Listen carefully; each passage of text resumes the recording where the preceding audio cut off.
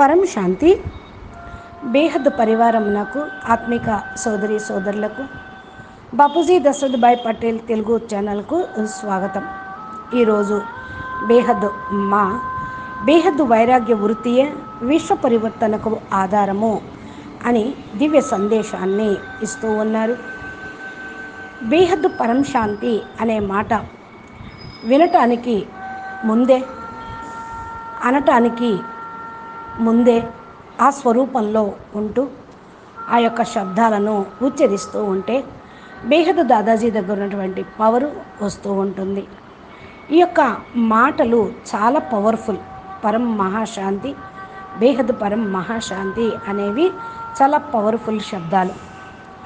బేహద్ దాదాజీ దగ్గరికి మనం వెళ్ళి అకారి రూపంలో ఆత్మస్వరూపంలో స్థిరంగా ఉండి ఆయన నుండి ఎనర్జీ తీసుకోవాలి. ఇది అయస్కాంత శక్తిలాగా ఉంటుంది. బాపూజీ దగ్గర నుండి లైట్ తన పిల్లలకి లభిస్తుంది. లైట్ మైట్ అనేది దాదాజీ ద్వారానే తీసుకోవాలి. ఇది మహాశాంతి సంకల్పము. ఇలాంటి త్యాగి తపస్వి ఆత్మలకు, బేహద్ పిల్లలకి, బేహద్ అపురూపమైన ప్రియాతి ప్రియమైనటువంటి పిల్లలకి బేహద్ మా యొక్క హృదయపూర్వకమైన ప్రియస్మృతులు మరియు నమస్తే చెప్తూ ఉన్నారు. బేహద్ వైరాగ్య వృత్తియే విశ్వ పరివర్తనకు ఆధారము. ఏం చెప్తున్నారు బాపూజీ? బేహద్ వైరాగ్యం ఉంటేనే మీరు స్వపరివర్తన కాగలుగుతారు. స్వపరివర్తనతోటే విశ్వ పరివర్తన అవుతుంది. ఇది సమయం అనుసారంగా బేహద్ పిల్లలకి వచ్చేటువంటి స్టేజి. బేహద్ వైరాగ్యము ఉండాలి ఫస్ట్. విశ్వ పరివర్తన ఎలా అవుతుంది అని అందరు అడుగుతుంటారు. విశ్వ పరివర్తనకు ఆధారము బేహద్ వైరాగ్యము. ఎంతవరకైతే బేహద్ వైరాగ్యం రాదో అంతవరకు కూడా పరివర్తన మీ లోపల కనపడదు. వైరాగ్యము అంటే హద్దులో వైరాగ్యం ఉండొచ్చు, స్థూలమైనటువంటి వైరాగ్యము ఉండొచ్చు, కానీ ఇది బేహద్ వైరాగ్యం. ఎందుకని బేహద్ వైరాగ్యం అంటున్నారు అంటే బేహద్ విశ్వ పరివర్తన చేయాలి మీరు.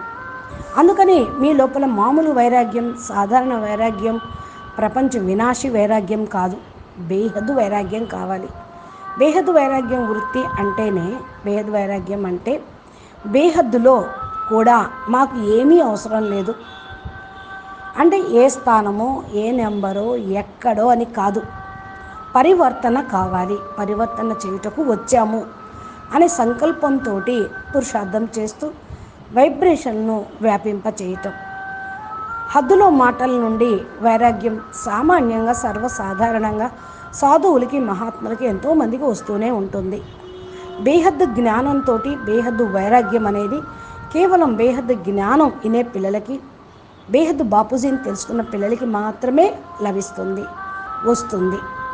బేహద్లో కూడా మనం ఎక్కడికి వెళ్తున్నాం, ఎక్కడ మనకు స్థానం లభిస్తుంది, మనకు ఏం పదవి అనే దాని మీద కూడా ఆసక్తి లేకుండా ఏక్ బాప్ దూసరా నా కోయి, ఒక్క పరమాత్మని యొక్క ప్రేమలో లవలీన స్థితిలో ఉండాలి. బాప్ ఎక్కడికి తీసుకుని వెళ్తే అక్కడికి వెళ్తాం, ఎక్కడ కూర్చోబెడితే అక్కడ ఉంటాం, ఏది పెడితే అది తింటాం, ఏది ఇస్తే అది స్వీకరిస్తాం. ఇలాంటి స్థితిలో ఉండాలి. అందుకని ఫలాని నెంబరు ఫలాని చోట అనే ఆలోచన కూడా లేనటువంటి వైరాగ్య వృత్తి కావాలి. దీన్నే బేహద్ వైరాగ్యం అని అంటారు. ఎవరైతే బేహద్ ప్రపంచం అని అంటూ ఉన్నారో అది పైన ఉన్నది. ఎంత పైన అనేది ఎవరికీ తెలియదు. ఎక్కడికైతే వెళ్ళాలో అక్కడ సంకల్పం చేయాలి, దాన్ని స్మృతి చేయాలి. అందుకని సదా పైనే ఆలోచన చేస్తూ ఉండండి, ఇంకే ఆలోచన చెయ్యొద్దు. మేము 108లోకి వచ్చేవాళ్ళమా, 9 లక్షల్లోకి వచ్చేవాళ్ళమా, 1008లోకి వచ్చేవాళ్ళమా, 16,000లో ఉండేవాళ్ళమా అనేది కూడా ఆలోచించొద్దు. లేక అష్టరత్నాల్లో ఉండేవాళ్ళమా, ఎందుకు ఈ ఆలోచన? ఇది ఆలోచించాల్సిన అవసరం కూడా ఏమీ లేదు. చూడండి, పిల్లలు ఏదైతే స్కూల్కి వెళ్తూ ఉంటారో చదువుకుంటూ ఉంటారు, పరీక్ష ఇస్తూ ఉంటారు. మేము ఫస్ట్ క్లాసు రావాలి అనుకోను 3rd క్లాస్లోకి వస్తాం, 2nd క్లాస్కి వస్తాము, ఎక్కడికి వస్తాం, ఫెయిల్ అవుతామా అనేది వాళ్ళు ఆలోచించరు. చదువుకుంటూ వెళ్తారు, పరీక్షలు రాస్తూ ఉంటూ ఉంటారు. అదేవిధంగా కొంతమంది ఫెయిల్ అయ్యారనుకోండి, అదే క్లాసులో ఉంటారు, అక్కడ ఫెయిల్ అవ్వచ్చు. కానీ ఇక్కడ ఫెయిల్ అయ్యే ప్రశ్నే లేదు. ఎందుకని? మన దగ్గర ఎవరున్నారు? బేహద్ బాప్ ఉన్నారు. అందరూ పిల్లలు పాస్ అయిపోతారు. ఇక్కడ పాస్ అవ్వటము అంటే జరిగిపోవటం, ముందుకు వెళ్ళటం, బేహద్దులోకి వెళ్ళటం. బేహద్దు పిల్లలు కనుక. హద్దులో వాళ్ళైతే ఈ జ్ఞానం వినరు. వాళ్ళకు విన్నా అర్థం కూడా కాదు. బేహద్దు వైరాగ్య వృత్తి అని ఏదైతే మనం చెప్పుకుంటూ ఉన్నామో అది విశ్వ పరివర్తనకు ఆధారము, బేసే అది. వైరాగ్యం లేకుండా జ్ఞానం అర్థం కాదు, ధారణ కూడా చేయలేరు. కొత్త విశ్వ పరివర్తన కోసం కొత్త జ్ఞానం. సర్వ ఆత్మలకు ప్రియమైనటువంటి బాపూజీ కొత్త నవ నిర్మాణంకి ఆధారమూర్తులైన పిల్లలతోటి చెప్తున్న మాటలు ఇవన్నీ. కొత్త విశ్వాన్ని నవ నిర్మాణం చేయుటకు ఆధారమూర్తులైన పిల్లలు బేహద్దు పిల్లలు. ఏమంటున్నారు? కొత్త ప్రపంచాన్ని తీసుకొని వచ్చుటకు నిమిత్తంగా అయినటువంటి ఆత్మలు. ఏదైతే బేహద్దు పిల్లలు ఉన్నారో వాళ్ళు ప్రశ్నించుకోవాలి, నేను ఏ స్టేజ్లో ఉన్నా? కొత్త ప్రపంచాన్ని తీసుకొని వచ్చుటకు నిమిత్తం నేను సేవాధారిని. సేవాధారి ఆలోచనల్లో మనం ఉండాలి. ఇంకేమీ ఆలోచించద్దు. ఎక్కడ వరకు వెళ్ళాలి, ఎంతవరకు వెళ్ళాలి, పూర్తిగా చింతన అనేది చేయాల్సిన అవసరం ఏమీ లేదు. బాపూజీ చేయబట్టుకొని వెళ్తూ ఉంటే బాపూజీ ఎక్కడికి వెళ్తాడో అక్కడికి వెళ్తాం మనం కూడా. కానీ నిశ్చయంలో అప్ అండ్ డౌన్ అవుతుందనుకోండి, సంకల్పం వికల్పం వచ్చినప్పుడు చెయ్యి వదిలేస్తాం. అంటే మనకు ప్రారంధం ఎంతవరకు ఉంటుందో, ఎక్కడికి వరకు వెళ్ళాలో అక్కడ వెళ్ళేటప్పుడు వదిలేస్తామేమో, అక్కడే అయిపోతారేమో అన్న సంకల్పం, అనుమానం రావటంతో అక్కడే ఉండిపోతారు. మనం బాపూజీతోటి వెళ్ళాలి. ఎక్కడ ఉంచితే అక్కడ మనకు మంచిదే. ఎందుకంటే ఈ ప్రపంచం నుంచి అయితే విముక్తి అయితే లభిస్తుంది కదా, ఎక్కడికి పోతేనేమైంది అనుకుంటూ ఉంటారు. ఈ ప్రపంచంలో ఇరుక్కుపోయాం. నరక ప్రపంచం, ఈ దుఃఖ ప్రపంచం, రోగాల ప్రపంచం చూసి అలసిపోయాం. పరేషాన్ల ప్రపంచం. దీని నుండి పైకి వెళ్ళిపోతే చాలు. ఎక్కడికి వెళ్తే బాపూజీతో పాటు ఉంటాం కదా, బేహద్ పరివారంలో ఉంటాం కదా అనే ఆలోచన సంతోషదాయకంగా ఉంటుంది. నవ విశ్వాన్ని విశ్వ పరివర్తక ఆత్మలు బేహద్దు పిల్లలు తయారు చేసేవాళ్ళు మీరే ఆధారమూర్తి పిల్లలు. కొత్త ప్రపంచాన్ని తీసుకొచ్చుటకు నిమిత్తమైనటువంటి వాళ్ళు. కొత్త ప్రపంచం ఎప్పుడు వస్తుంది మరి అని అడిగితే బాగుండదు కదా. మీరు ఎప్పుడు చేస్తే అప్పుడు వస్తుంది. మీరే నిమిత్తం. మీరెప్పుడు వెళ్ళాలనుకుంటే అప్పుడు దాన్ని తయారు చేసుకోండి. ఇప్పుడు బేహద్దు పిల్లల్ని అడుగుతూ ఉన్నారు బాపూజీ కూడా, దాదాజీ కూడా, కొత్త ప్రపంచం ఎప్పుడు వస్తుంది అని. అందరూ ఎదురు చూస్తూ ఉన్నారు. అందరి లోపల ఇదే సంకల్పం ఉంది, తిథి తారీఖు తెలియాలి అని ఆలోచన చేస్తూ ఉన్నారు. తిథి తారీఖు తెలిసిపోయిందనుకోండి, ఈ తిథి తారీఖు గురించే చింతన చేస్తూ ఉంటారు. పుణ్యం లేదు, పురుషార్థం లేదు. అందుకని బాపూజీ టైం డేట్ ఇక చెప్పను అనేసారు కదా. తిథి తారీఖు తెలిసిపోతే మరి స్థితి ఏ విధంగా ఉంటుంది? త్రికాలదర్శి కదా మీరే తెలుసుకోండి. మీకు మూడు కాలాల జ్ఞానం తెలుసు కదా, భవిష్యత్తు కూడా మీకు తెలుసు. మీరే చెప్పండి, కొత్త ప్రపంచం ఎప్పుడు వస్తుంది, ఏ తేదీ తారీఖున రాణిస్తారు, ఎప్పుడు తయారు చేస్తారు, మీరే కదా నిమిత్తం అని అందరూ మిమ్మల్ని అడుగుతారు. కాబట్టి వర్తమాన సమయంలో తెలుసుకున్నారు. భవిష్యత్తును తెలుసుకోవటానికి వర్తమానం ఆధారం అవుతుంది. కాబట్టి వర్తమాన సమయం గడిచిపోతూనే ఉంది. భవిష్యత్తు నిర్ణయించే వాళ్ళు మీరే. ఈ వర్తమాన సమయంలో మన యొక్క స్థితిని బట్టి గతి అనేది ఉంటుంది, అంటే మన ప్రయాణం ఉంటుంది. ఆ స్థితి అందరూ చెప్పగలుగుతూ ఉన్నారా? మరి మూడు కాలాలని తెలుసుకున్న వాళ్ళు, భవిష్యత్తును కూడా తెలుసుకునే వాళ్ళు ఇలా ఉంటారా? ఏ విధంగా వర్తమానాన్ని తెలుసుకోవటము భవిష్యత్తును తెలుసుకోవటానికి ఆధారము అని అంటూ ఉన్నారు. ఈ వర్తమానంలో మీరు చేసినటువంటి కర్మలు మీ భవిష్యత్తుకు నిర్మాణం అవుతూ ఉంటుంది. కొత్త ప్రపంచంలోకి వెళ్ళాలి అంటే కొత్తగా తయారు కావాలి. మీరు కొత్త ప్రపంచంలోకి వచ్చేవాళ్ళు ఎవరు? బేహద్దు బ్రాహ్మణులు. కొత్త ప్రపంచంలోకి వచ్చేవాళ్ళు కొత్తగా అన్నీ కూడా స్వపరివర్తనతో విశ్వ పరివర్తన అవుతారు. బేహద్దు త్యాగి, తపస్విగా, వైరాగిగా ఉంటారు. వర్తమాన స్థితి వీళ్ళది ఇలా ఉంటే భవిష్యత్తు తిథి తారీఖు ఆటోమేటిక్గా మీకు తెలిసిపోతుంది, రుజువైపోతుంది అంటున్నారు మా. ఎప్పుడైతే కొత్త ప్రపంచం అని అంటూ ఉన్నారో, కొత్త ప్రపంచానికి ఆధారమూర్తులు మేమే, ఉద్ధారమూర్తులం మేము అంటే అన్నిట్లో కూడా నవీనతను తీసుకురండి. సంస్కార బుద్ధి, మనసు బుద్ధి సంస్కారంలోనూ, సమయము సంకల్పంలో కూడా అన్నిట్లో కూడా నవీనతను తీసుకురండి. అప్పుడే కొత్త ప్రపంచంలోకి వెళ్ళే పిల్లలుగా మీరు రుజువు అవుతారు. బేహద్దు పిల్లలుగా ఇంకా రుజువు అవుతారు. మీ దగ్గర 100% పూర్తి జ్ఞానం ఉంది. దీని యొక్క ఆధారంతో మీరు ఫిక్స్ అయ్యండి. బేహద్దు దాదాజీ పైన నిశ్చయం ఉంది. కొత్త ప్రపంచం యొక్క అనుభూతి పొందండి. మీరు ఇంకేమవుతుంది ఇంతకంటే? మీరు త్రికాలదర్శి ఆత్మలు, ఈ అనుభూతి పొందండి. ఆ స్టేజ్లోనే మీరు ఆత్మస్వరూపం యొక్క అనుభూతి పొందగలుగుతారు. మరియు ఫరిస్తా స్వరూపం కూడా అనుభూతి అవుతూ ఉంటుంది. మరి తెలియదు అనేది ఏమీ లేదు. ఇక్కడ రాయబడి ఉంది కదా, తిథి తారీఖు ఆటోమేటిక్గా రుజువు అవుతుంది. ఎవరికి? ఆత్మస్వరూపంలో ఉంటూ ఫరిస్తా స్థితిని అనుభవం చేసుకుంటూ త్రికాలదర్శిగా ఉన్నటువంటి పిల్లలకి. మరి ఎప్పుడు కొత్త ప్రపంచం అని అంటూ ఉంటారు కదా, కొత్త ప్రపంచానికి అధికారి ఆత్మలు, కొత్తదనాన్ని తీసుకొచ్చేవాళ్ళు. పాత సంస్కారాలు, సంకల్పాలు, మాటలు, యాక్టివిటీ మొత్తం కూడా మారిపోవాలి. ఏ విధంగా ఇప్పుడు కూడా 1-2 పాత నడవడికను చూస్తూ ఉన్నారే అనుకోండి, వీడిది ఇంకా పాత పద్ధతులే, పాత నడవడికలే, ఏమీ మారలా అన్నారనుకోండి, అప్పుడు ఏమవుతుంది? కొత్త ప్రపంచానికి నవనిర్మాతలుగా మీరు అనబడతారా? ఇప్పటి వరకు పాత అలవాట్లే, పాత స్వభావాలే మారలేదు అనుకుంటే అప్పుడు అంటారనమాట, 5,000 సంవత్సరాల యొక్క వరల్డ్ డ్రామా ఇలాగే నడుస్తుంది అనేసి వస్తుంటారేమో. అయితే ఇది అలా కాదు కదా. మరి ఎంతగైతే ఈ విషయాలు పాతయి సమాప్తం చేసుకుంటూ ఉంటారో, కొత్త స్వభావ సంస్కారాలను ధారణ చేస్తూ ఉంటారు, ఆటోమేటిక్గా ముందుకు వెళ్ళగలుగుతారు. సంకల్పాలు కూడా పాతవే స్వభావ సంస్కారాలకు వశమైపోతే మెజారిటీ ముఖ్య ఆత్మల్లో ఇక నవీనత అనేది ఎప్పుడు కనిపిస్తుంది?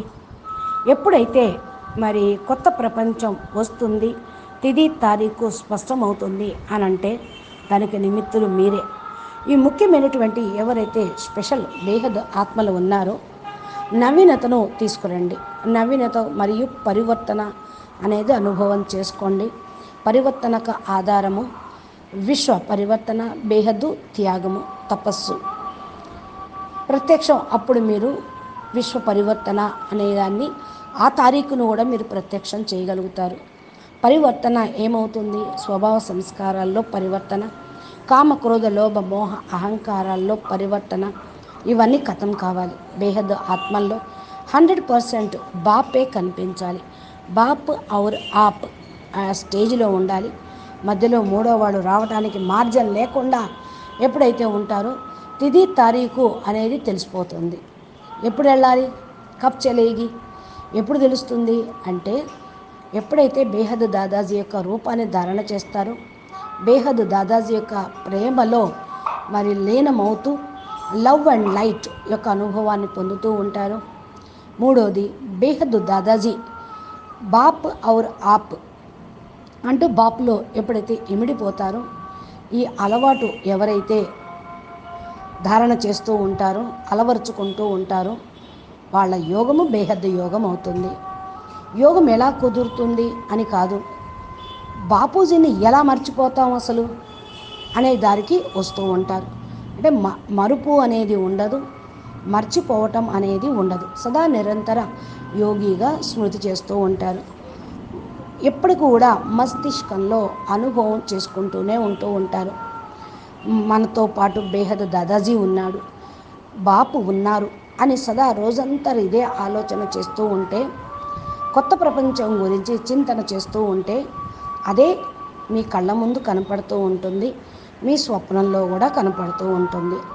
దృష్టి, వృత్తి మరియు కృతి అన్నీ కూడా మారిపోతాయి. దృష్టి అంటే కంటి చూపు. మీ దృష్టి ఎక్కడ ఉంది? కొత్త ప్రపంచంలో ఉంది. మీరు ఏం చూస్తూ ఉన్నారు? ఎక్కడ దాకా చూస్తున్నారు? కొత్త ప్రపంచం ఎంతవరకు అయితే ఉందో అంతవరకు దృష్టిని సారిస్తూ ఉన్నాం. ఎలా ఉంటుంది అనేది కూడా జ్ఞానంతో అనుభూతి పొందుతూ ఉంటారు. అక్కడ కొత్త వాయుమండలం ఉంటుంది. అక్కడ ఆత్మస్వరూపంగానే అందరూ ఉంటారు. ఆఖరి రూపంలో ఫరిస్తాలుగా ఉంటూ ఉంటారు. ఇక్కడ ఈ యొక్క అనుభవం చేసుకుంటూ ఉంటాం మనం. ఏదైతే బాపు ఉన్నారో ఆలోచించటంతో ఆ రూపంలోకి వెళ్ళిపోతారు. కూర్చొనే మీరు స్టేజ్ని పొందుతూ ఉన్నారు. విచారసాగర్ మతనం చేస్తూ ఉన్నారు. వృత్తి అంటే ఆలోచన.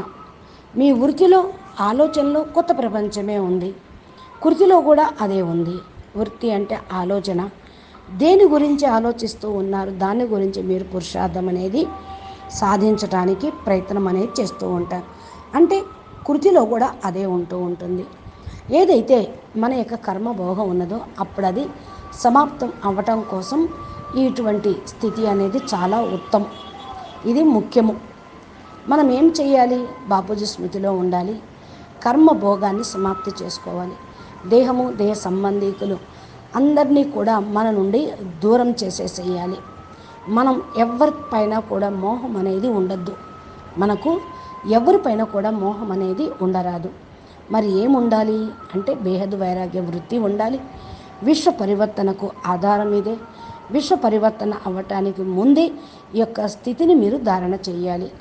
రాసి ఉంది కదా, విశ్వ పరివర్తనకు ఆధారము బేహద్ వైరాగ్యము అని. దాన్ని మీరు స్వరూపంలోకి తీసుకొని రావాలి. విశ్వ పరివర్తనకు అవ్వటానికి ముందే విశ్వంలోని సర్వ ఆత్మల్లో కూడా వైరాగ్యం వచ్చేస్తూ ఉంటుంది. ఎందుకని? బీజాల్లో ఏ సంకల్పం ఉంటుందో అదే బీజాల నుండి వృక్షం మొత్తానికి వెళ్ళిపోతూ ఉంటుంది కదా. ప్రపంచం మొత్తంలో ఉన్న ఆత్మలకు కూడా వైరాగ్యం వచ్చేస్తూ ఉంటుంది. విశ్వ పరివర్తన అవ్వటకు ముందు ఏం చెయ్యాలి? సర్వ ఆత్మల పైన కూడా శుభ భావన, శుభకామన పెట్టుకోవాలి. హద్దు ఆత్మలైతే హద్దులో వైరాగ్యం కలిగి ఉంటారు. బేహద్ ఆత్మలైతే బేహద్ వైరాగ్యం కలిగి ఉంటారు. సర్వ ఆత్మల్లో బేహద్ వైరాగ్యం అనేది రావాలి అంటే, వైరాగ్య వృత్తి రావాలి అంటే ముందు మీ లోపల అది ఉండాలి. మిమ్మల్ని మీరు చూసుకోండి.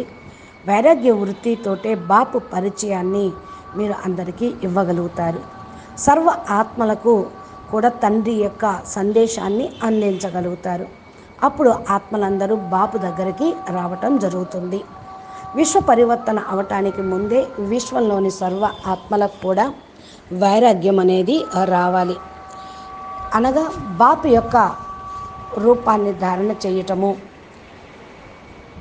విశ్వంలో ఆత్మ లోపల కూడా, విశ్వంలోని ఆత్మలందరిలో కూడా వైరాగ్యము వచ్చేస్తుంది. ఏమొస్తుంది? ఎవరిపైన మోహం అనేది ఉండదు, ప్రేమ అనేది ఉండదు. ఇప్పుడు చూస్తున్నారు కదా వర్తమాన సమయం యొక్క పరిస్థితి.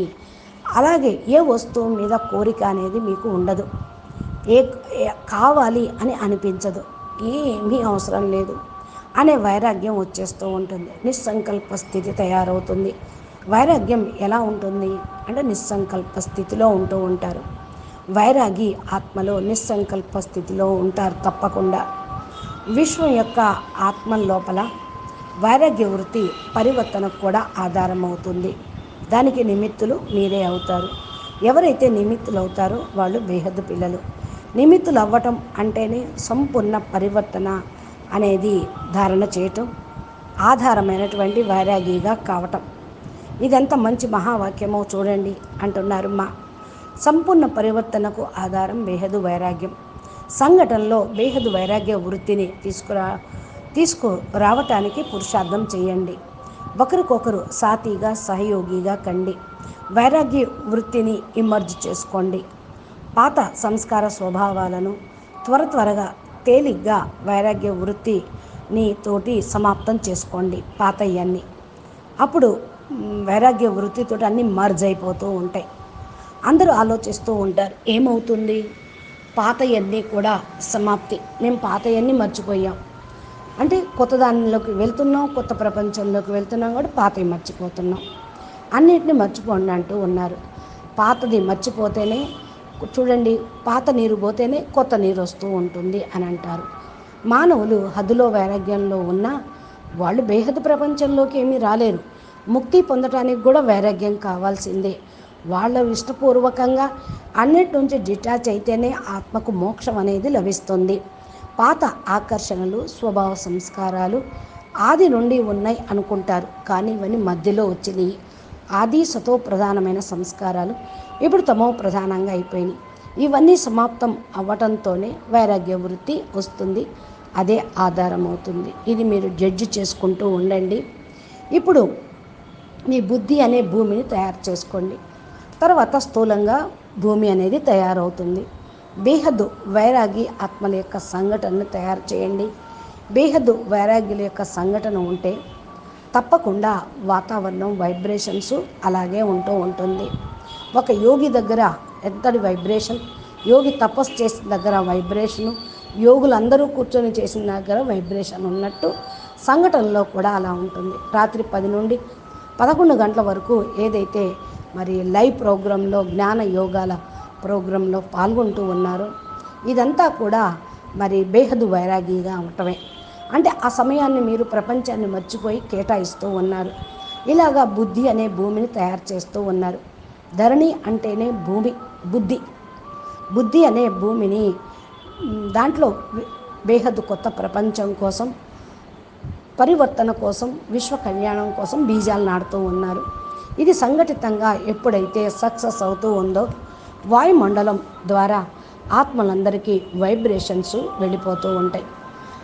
ఆ యొక్క సంస్కారాలు కూడా ఇమర్జ్ అవుతూ ఉంటాయి. మీరందరూ కూడా విశ్వ సేవాదారులు, సంఘటన శక్తి కలిగిన వాళ్ళు. బేహద్దు వైరాగ్య వృత్తి యొక్క సంఘటన ఎంత దృఢంగా ఉంటుందో అంతగా అన్ని ఆత్మలకు కూడా వైబ్రేషన్స్ అనేవి వస్తూ ఉంటాయి.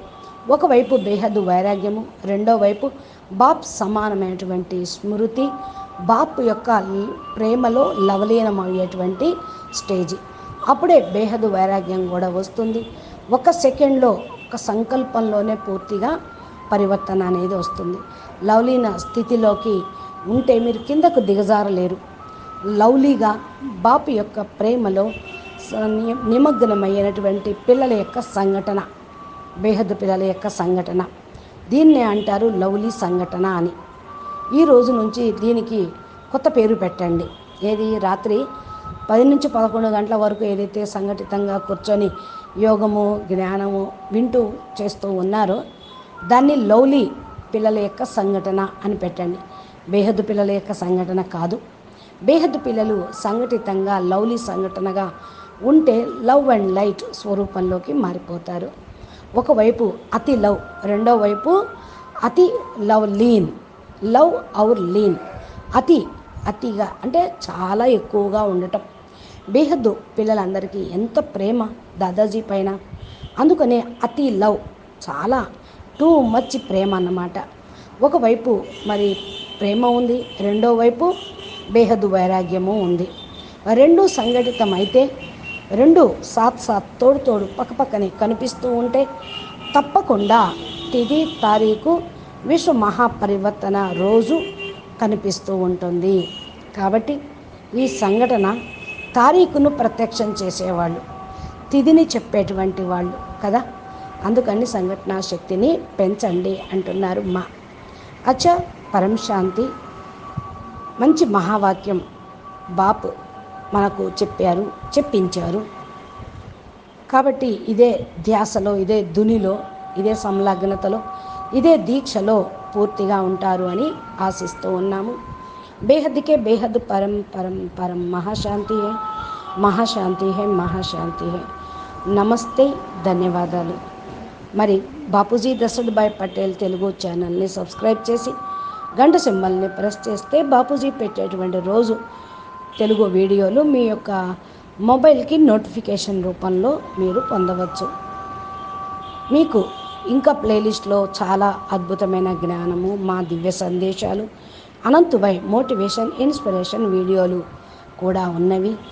మీరు ఆ ప్లేలిస్ట్ ఓపెన్ చేసి 1 by 1 సిస్టమ్ అనుసారంగా హెడ్డింగ్ తోటి మీరు చూసినట్లయితే మంచి జ్ఞానాన్ని మీరు అందిపుచ్చుకున్న వాళ్ళు అవుతారు. నమస్తే, పరం శాంతి, ధన్యవాదాలు.